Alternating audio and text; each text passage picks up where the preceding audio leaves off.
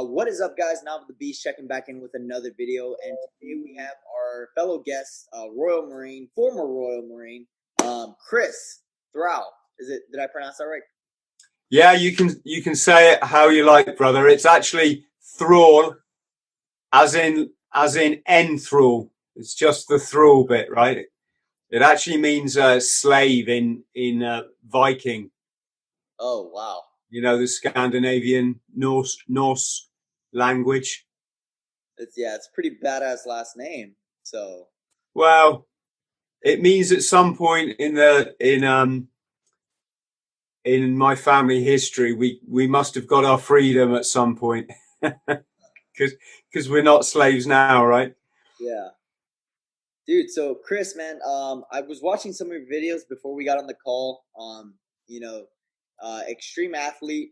You know, you did a bunch of crazy stuff. You know, jumping out of airplanes, from what I saw, and just craziness, man. So let's start with this, Chris.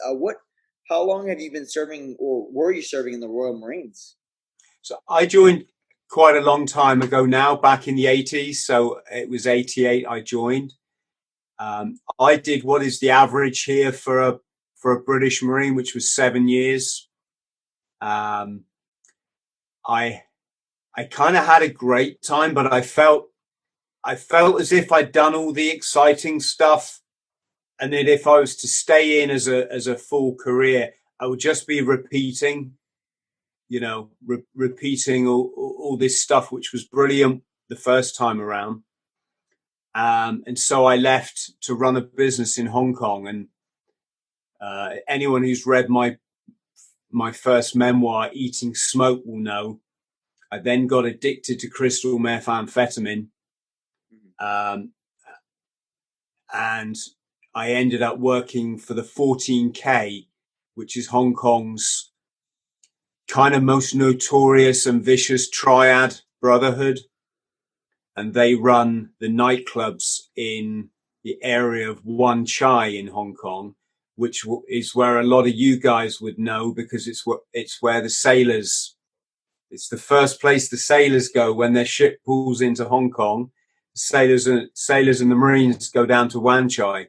So I was a nightclub doorman on one of their nightclubs, one of their 14K Triad families nightclubs for not for an awful long time, but I was really unwell. I completely lost my mental health to addiction. I spent about 3 months in Psychosis. And to cut a long story short, the reason I've kind of lived an adventurous life is I came back to the UK from Hong Kong. I was very depressed because I'd lost the excitement of my military career. I'd lost a business that I'd spent 3 years working really hard at while I was in the Marines. You know, I ran it part time. And then, of course, I'd been living the exciting life in Hong Kong, albeit sort of high on drugs. And I came back to the UK, and it was just depressing. It was like kind of going back to a small town, you know, when you've been in the Marine Corps. So I spent 18 months really chronically depressed before having what I call my enlightenment one day, my epiphany, where it suddenly hit me what I'd kind of done, or what addiction had done to me, and that I needed to sort this out like now. And from that moment, I just started rebuilding my life, and I made a bucket list, and I put on that bucket list everything that I wanted to do across 80 countries on all 7 continents, including becoming a pilot, a qualified skydiver, an Antarctic explorer, a polar scuba diver, an author, kind of say a best-selling author. And yeah, I just started hitting them one by one. Right, I'm going to do this. And so I came to your great country. I flew to Florida, and I learned to fly down there. When I got my pilot license, they actually gave me an aeroplane and said, right, you can, they lent me an aeroplane to fly to a place called Sebastian in Florida, where I did a 3-week skydiving course, which was, wonderful, great country, lovely people. And, it was a really exciting time. And then, as I said, I educated myself through university. I became a youth worker. I started writing my books. And yeah, like I say, it took me across 80 countries. I've backpacked through every country in the Americas. So that's from Canada from Alaska rather to the tip of Argentina. I've camped out in the jungle down there in the Amazon, caught piranhas, done a bunch of crazy stuff really, and now I'm in that fortunate position where I can either YouTube about it or I can public speak about it, and I never really thought people would want to pay me for my stories, but the crazy thing is, to bring it back to our military connection, it's the Marine stuff that people just seem to love, I never really, I would much rather that they, I don't know, read about the time I drove a bus to India and back. So I drove from Scandinavia, Norway and Scandinavia. I drove a bus of volunteer journalists. I don't know what it was, but let's say 4,000 miles to India and then back again, all across the deserts. And, the idea was we were writing articles about people living in poverty. But the crazy thing is, like, that story is just as fascinating as anything I did in the military, if not sort of slightly more interesting. But yeah, it seems to be the Marine stuff that people like. Hey. Yeah, I could totally agree. I don't know. I think it's a lot of people that are interested in, the military life in general. But I guess, Chris, what got you to join the Royal Marines or become a Royal Marine? Well, I was homeless and living in my car. So probably like quite a lot of Marines here, I'm going to say. I was quite a damaged child. My family, my parents couldn't really get it together. And as such, I got moved around an awful lot and saw, probably a lot of stuff a kid shouldn't really see and shouldn't go through. And when it ended up with me being homeless for the second time, and, I was 17 living in my car, a good friend of mine whose father was in the Falklands conflict, he was a Royal Marine. He was a sergeant major down there. And he was kind of like a hero, but in the Marines terms, my friend went on the potential Royal Marines course, which I think you're familiar with. It's this 3-day course you do in Britain just to get into the Marines. It's not obviously the training. It's to see if you're of the high enough standard to enter training, both physically and mentally, or intellectually, I should say.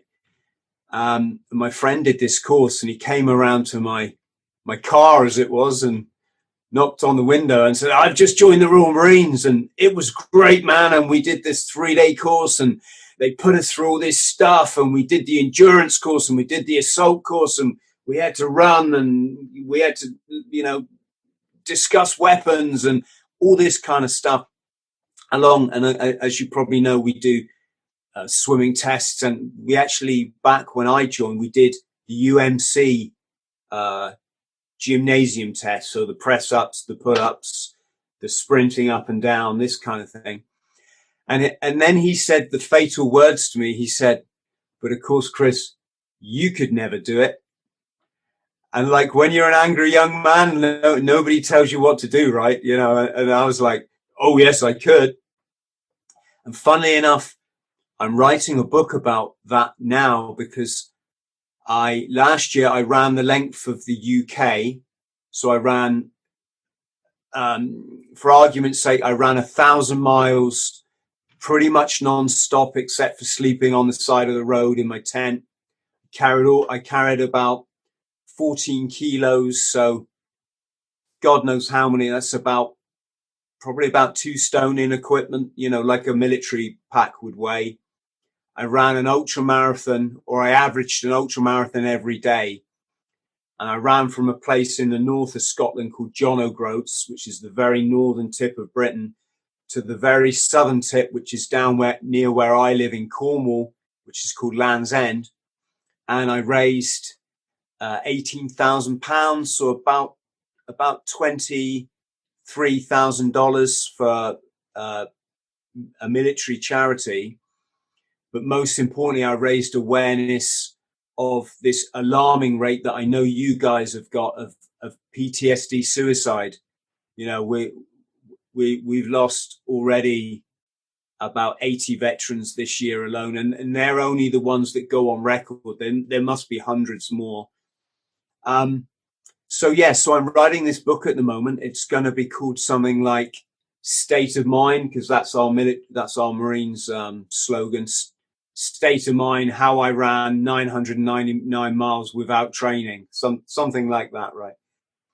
So yes, that's the other point. I did no training because I'd had a spinal surgery on my back from damage I did back in my military days, and so I couldn't I couldn't even walk for about a year, and I couldn't train for about 2.5 years. And then I just got this small window of opportunity to get a plane ticket up to this place, John O'Groats. And in that small window I had to train, it was like 6 weeks. I got this kind of weird virus thing, so I couldn't do any training at all. And I couldn't shake this virus. So I just went and did the run anyway with it, right?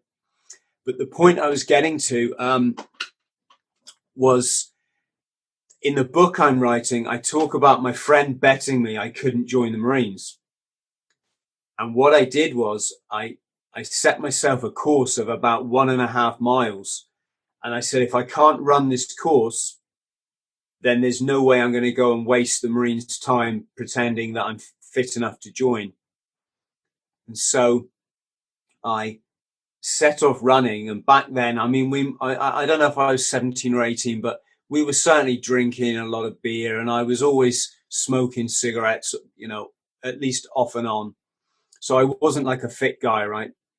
So I set up on this 1.5 mile run, and I just wouldn't give up, because I knew if I gave up, then I couldn't join the Marines. I wasn't going to let myself join the Marines if I couldn't even run 1.5 miles. And so I was really dying. I mean, really dying. And I just, I just couldn't give up. And when I did that 1.5 miles, I thought, right, go to the recruiting office on Monday and, I'll put my signature on the line.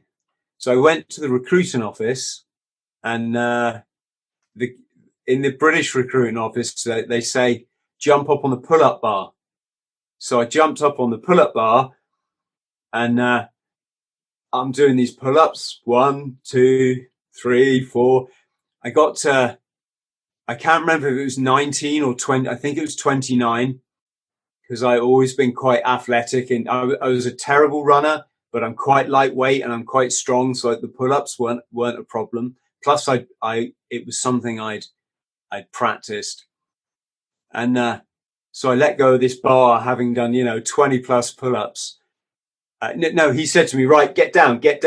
And I thought, I failed, I'm not going to get in the Marines. And he went, I've never seen anyone do that many. So that's how I got in the Marines. Yeah. And so you got into the Marines, and now what was your experience like when you were in the Marines? It was amazing.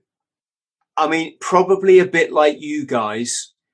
We don't call the Marines a job. We call it a lifestyle. And it's very difficult to explain that sense of lifestyle to somebody who hasn't been there. There's 3 things in my life that have been really extreme that you couldn't really do justice with using just words. One is my crystal meth experience. It's just bizarre. I wouldn't suggest, I wouldn't wish that on anybody. The second thing was living in Hong Kong. I mean, one of the first nights I rocked up in Hong Kong, I was in a bar on New Year's Eve, and as I stepped out of the bar, there were 20 people, might have been 22, crushed to death in the street outside from a New Year's crush that had happened with a crowd. So that's a weird place. And the third weird scenario is being in the Royal Marines, because things happen that I think your civilian counterpart would just never understand. Some stuff is, I mean, I can give you some examples, but I mean, just like the British Marines have got a thing about going out for beers dressed up as women. It goes back many years in kind of British military history, men dressing up as women. You kind of get the impression quite a lot of the guys really like it. So it's, but then you get on more serious side. For example, when I got to my commando unit, so we're commandos, we wear the green beret, which started in the Second World War, when Winston Churchill wanted keen young men who would go behind the enemy lines and basically cause havoc in small commando units, so we're talking like 4, maybe 8, maybe 10 men. And these brave volunteers came forward and they sent them up to Scotland for training. And they came from all the ranks, it could be Navy, Army, Air Force, whatever. They went to Scotland to train, and then they got their green beret. And at this time they were just commandos. And then you also had Royal Marines, who were the Navy's sea soldiers. So just like yourselves, right? But then the Royal Marines at some point became the Royal Marines Commandos, and everybody now who joins the Marines wears the green beret. Sorry if I'm digressing. None of my stories are really that straightforward, but the point I was getting to was, I joined my commando unit, and one of the guys I was serving with, and I was working every day with this guy, he got in some drunken fracas with the police, and he ran away, and he ran across some rooftops trying to escape from the police, and he jumped off a roof, and he landed on a spike, and it just went straight through him. And it's just kind of stuff that it doesn't happen to your civilian friends, so yeah, quite bizarre. So overall, my experience was interesting. We say in the Marines, it's maybe 30% really exciting stuff, and it's 70% boredom. Sometimes that 70% can be like 90%. But putting the boredom to one side, I went straight out into the Northern Ireland conflict. So that was basically the trouble between the Catholics and the Protestants in the province of Northern Ireland, which is a British territory. And of course, the dispute comes in is that territory is on Ireland. So there's political unrest there. And I don't make any, political comment on that. It's not my business to, but we went straight out to that conflict. So straight into combat, basically. We were there for the 20th anniversary of the British Army, or the British troops being in Northern Ireland, and the IRA, which was the Irish Republican Army. I'm picking my words carefully here. So you can say rebel fighters, right?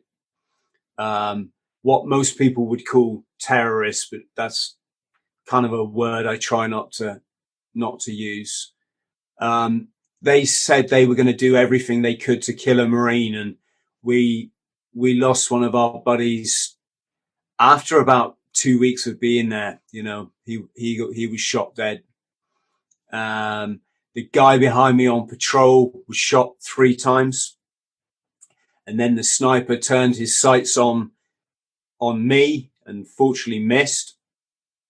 Luckily, the guy that was shot survived. Our very first patrol over there, we ran out of the front gate of our camp, and the IRA blew up the back gate, which was quite, you know, your very first patrol on your very first experience of combat or active service, and a bomb goes off, right? It's got to be rare. And it really brings it home to you that, my God, this is real, you know, this is so real. These people really are trying to, you know, these guys and girls are really trying to kill us. So yeah, Northern Ireland was, exciting. People say, you know, if you don't say you're scared when you're in a war, then you're a liar. But I honestly, I never had any fear the whole time I was there. Even when things were going bang, it was just full on excitement, really. The only boring times was when you had to do sentry duty, and we call them sangers, which are these boxes kind of on stilts. And you had to do your sentry duty in them for sort of 2 hours, sometimes 4 hours at a time, which was boring. After Northern Ireland, I went to do Arctic warfare training up in Norway. So I don't know if you can see there on my map. It was my first real experience of going to a country that has a real big dump of snow every year, and snow that stays there all year round. We get a little bit of snow in the UK, but it's kind of gone after 3 days and it's all just slush. Norway was amazing. We just turned up there. I think we flew there.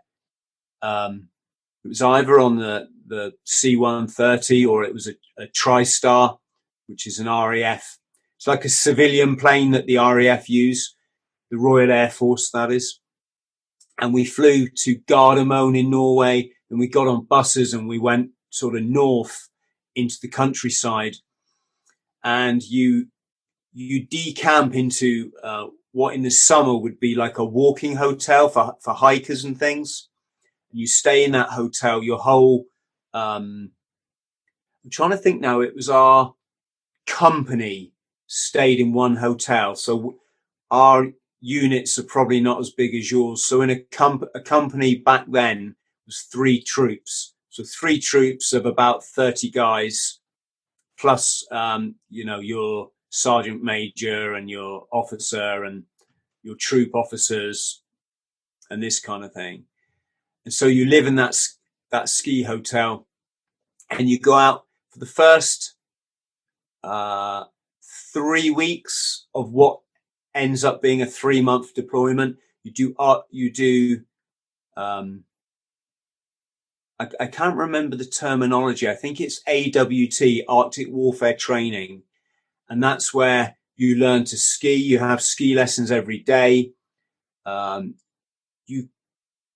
You have to go through the ice. So you put your pack on and your skis. You have to ski through a hole that they cut in a frozen lake. And that just takes your breath away. You got to stay calm, and you got to use the spikes on your ski poles to pull yourself out. And you got to throw your Bergen, which is our pack. You throw your Bergen out before you get out, right? Because if you get out and your Bergen's washed away, you're going to get hypothermia in seconds. So we did all the training. We learned to sleep in these special tents they were very old tents from sort of pre-Second World War tents, where everybody had a piece of canvas and you stuck it together with the next guy to make this kind of like nomadic tent, and it would get frozen with the snow, and it would become double the weight. And rather than separate it every day, they would just give it to one guy. And I don't mind admitting, I was glad it never came to me, because it weighed an absolute ton. I mean, it was as heavy as your pack was already. But the only thing they didn't teach us was skiing with a pack on at this stage. So after that 6 weeks was up, we joined our troop, our troops, and our troops were already trained from the years before. And when you put a 80-pound Bergen on and your skis and your ski poles, and you've got back then it was the SA-80 rifle, the first thing you do is just slip over backwards. I just thought it was impossible. I really thought it was a joke. I thought that a snow vehicle was going to come up any minute and say, "Hey guys, give us those packs. We're just kidding you, But no, you ski with your 80-pound pack on, whether that's down a hill that steep or whether it's up a hill that steep. When you go uphill, in case people are wondering, how can you ski uphill? You put some skins on the bottom of your skis, and they kind of stick on, and then you can grip to walk up the hills. So that was Norway. I then protected the top secret weapon systems on one of our aircraft carriers for a year as part of a 12-man team of Marines. We got to sail all around the world. We got to meet some of your guys, which funnily enough, I was just going to make a video about today. And after that year on ship, in which we went to the States, we went all around the Mediterranean, and we went to Barbados, which was incredible. After that, I spent 4 years in a base unit, basically doing guard duty. That allowed me to buy my house, and it allowed me to start my business, which eventually took me to Hong Kong. So sorry to your listeners, I'm talking a lot. I'm aware of that, but that's my military time. No, it's okay. I'll probably put this up for like a podcast, so they'll be listening in on this. Yeah, good. So Chris, what was the transition like from being, in the Royal Marines to transitioning back to a civilian? Wow. I mean, generally speaking, it's a culture shock for anybody, right? You get a 3-month period at the end of your service, and that's you can spend that any way you like, rehabilitating yourself to civilian life. And you get a grant that can be anything up to, nowadays it would be anything up to maybe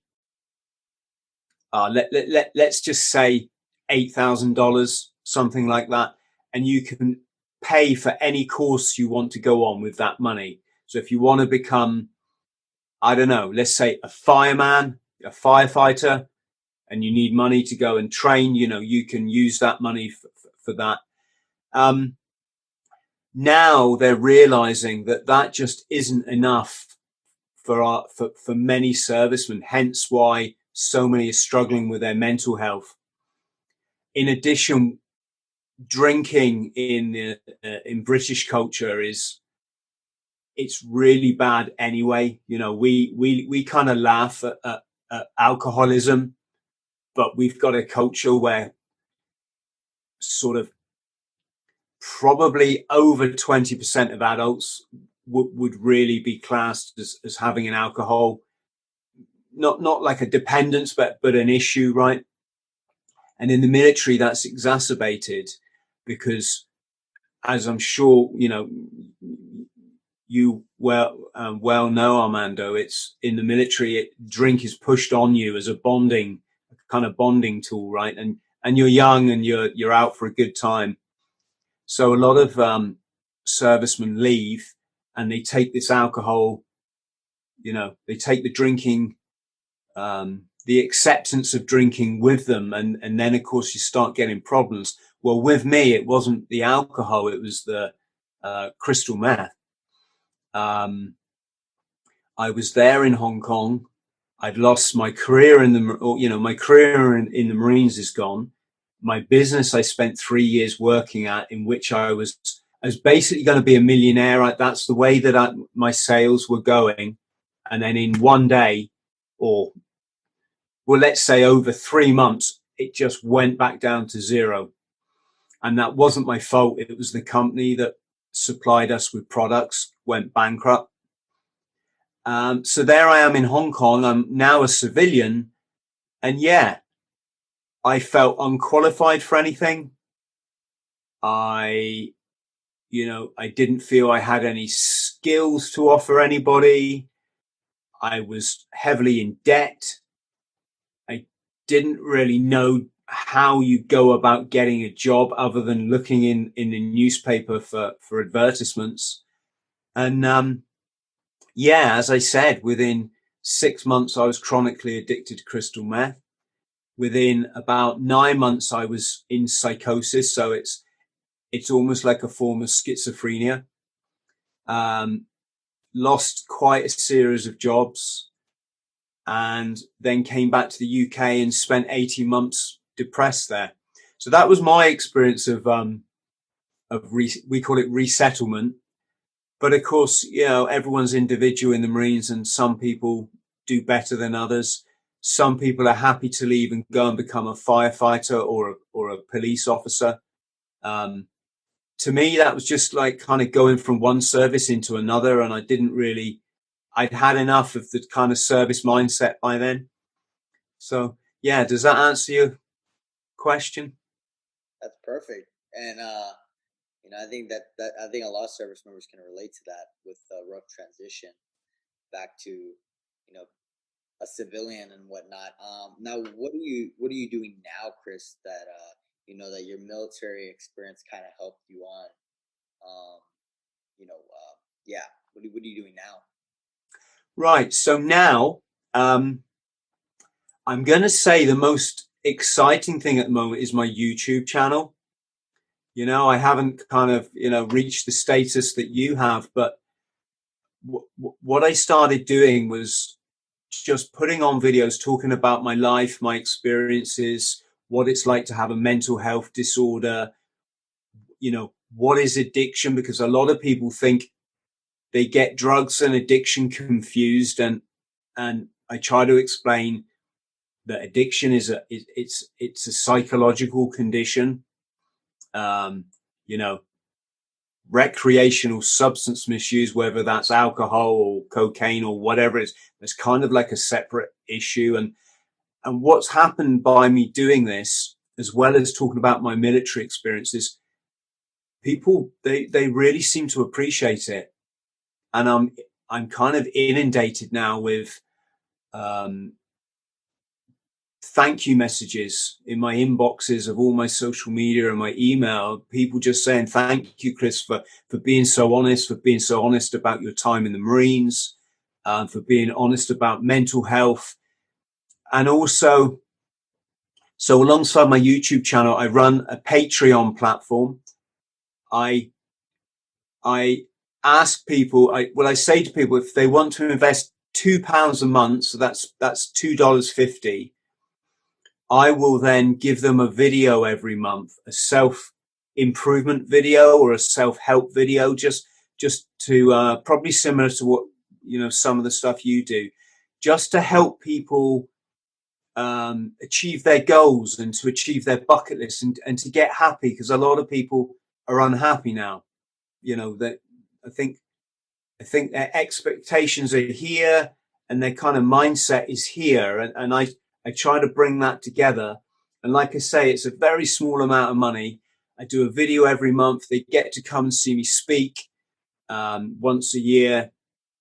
And they get all my books for free on the Kindle app. I'm doing inspirational speaking. So I'm going and talking to audiences again, which is quite, it's kind of a bit intimidating, but it's also nice to know that I have a story that people want, that inspires people and that people want to listen to. I every day write my books, so I do some writing every day. And of course now audiobooks is becoming big. I've got to kind of turn all my books into audiobooks as well. And yeah, that's kind of what I do. And I keep fit, so I have a morning routine, which I think is really important. So this last year just gone, I was 50 years old. And so for my 50th birthday, I decided to do a quadruple Ironman. So 4 Ironmen in one go.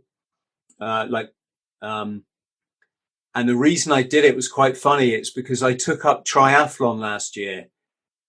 So I bought myself a secondhand bicycle, and I didn't really do an awful lot of training, but I focused on swimming because I did an Olympic triathlon. So that's a mile swim. Then it's a 25-mile bike ride. And then I think it was a 6 or a 9 mile. I think it was a 6-mile run. So the bike ride and the run I thought were okay, but I didn't want to drown, obviously. So I had to at least be able to swim a mile. So I took myself off to the swimming pool every morning, and I taught myself the front crawl, and I got okay at it. I got okay. I entered this triathlon, which was in July, and I came last. I think I was the third from last out of the water, which I have no problem with. I was just happy I didn't drown. I then got on the bike, and I never realized how hard cycling is when you've got hills. It was so hard. I even had to get off and walk on 2 hills in my cycling shoes, which just ruined the cycling shoes, right? And then, by the time I finished the bike run, they wanted to stop me because I was so out of time, right? And I'm like, I'm not stopping. I've come this far. I'm going to finish this Olympic triathlon. So I did the run, and they gave me my medal. They graciously gave me my medal, but I was kind of almost timed. I think I was timed out, or so I thought, right, that's July. My birthday is September. Let's do a quadruple Ironman for my birthday. So with that 8 weeks, or is it, maybe it's 10 weeks, I'm not sure. I just hit the pool. I bought myself a decent bike, and I went out probably only about 10 times on the bike, not an awful lot. And then I ran a 3-mile circuit, and I tried to run that about 5 times a week. Because one of the things I'm always getting across to people, whether they want to join the Marines or whether they're interested in getting fit, is like, don't overdo it. It's got to be fun. And if you can have fun running 3 miles a day, that's so much better than not doing anything at all. And even just doing 3 miles 5 days a week for about 8 weeks, I think it was, that got me fit enough for the quadruple Ironman to run 108 miles non-stop. So I did a 9-mile swim. I got straight onto my bike, and over the course of 4 days, I cycled about 115 miles a day, to do 450 miles. And then I'd entered a 100-mile race, which I kept getting lost on because the trails weren't marked very well. And so I added another 8 miles to the 100 miles. I had it all like on my phone tracker, right? And yeah, coming to 108 miles after you've cycled 450 and swum 9 miles, my body was I was just in bits, but well, us Marines, we don't give up, right? And that was it. Yeah. So So yeah. And what would you say, I guess, what's your biggest advice to those service members that are currently in, that are going to transition out? What would you say to those people? I would say, make sure you've got some direction. It's all about having direction, because if you don't have a plan, to go from A to B, you're never going to get to B. And what can happen is on that lost journey, you can lose your self-confidence, you can lose your way, you can start getting stressed, you can start maybe arguing with your family or your friends, and then you might start taking substances or drinking to deal with the stress.